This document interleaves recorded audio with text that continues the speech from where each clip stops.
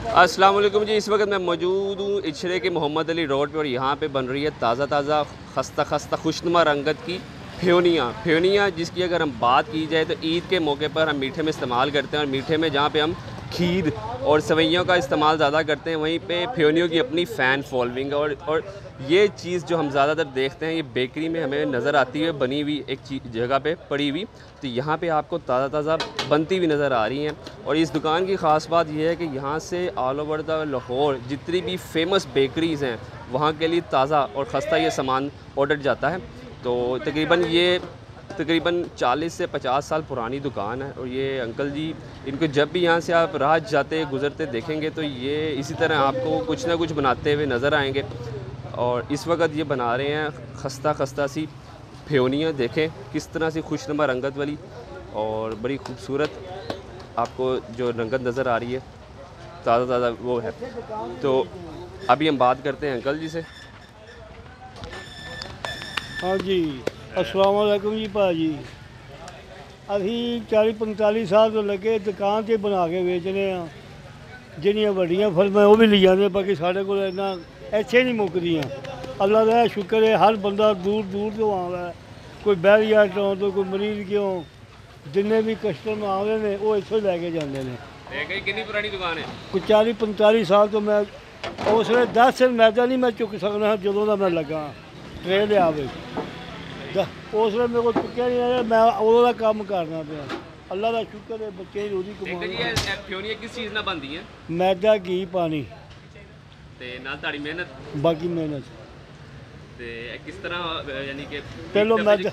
हाँ, एक डब्बे च किस तरह कितनी आई जाती है? किलो का डब्बा है, 2 किलो का डब्बा है। अच्छा जी। उस बाद टोकरी है 5 किलो 3 किलो की। ज़्यादातर छोटी छोटी। हाँ जी।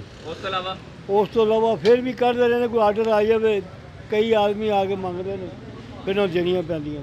अब पेड़े लिया बीब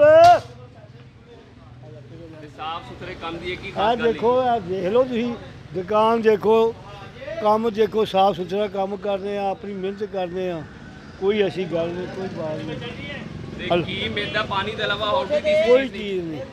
शानदार बेहतरीन घ्यो सूफी लेने शान लेने आज तकरीबन चांद रात वाला सीने का आखिरी रोज़ा है, कल ईद है, तो माशाल्लाह देख रहे हैं हाँ इंशाल्लाह ऑर्डर ज़्यादा आए हैं। हाँ जी, ये देखिए जी, ये अंकल बना रहे हैं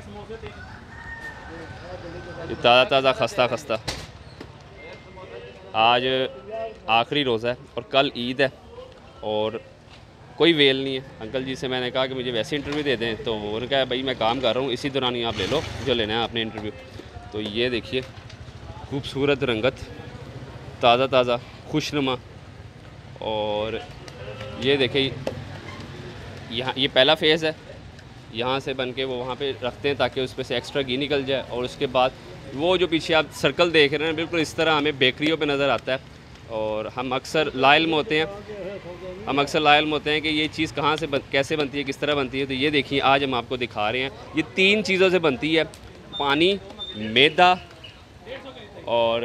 मैदा घी और उसके बाद इन साहब की मेहनत। ये इसी बिल्कुल पेड़े बिल्कुल इसी तरह के हैं जिस तरह से हम हलवे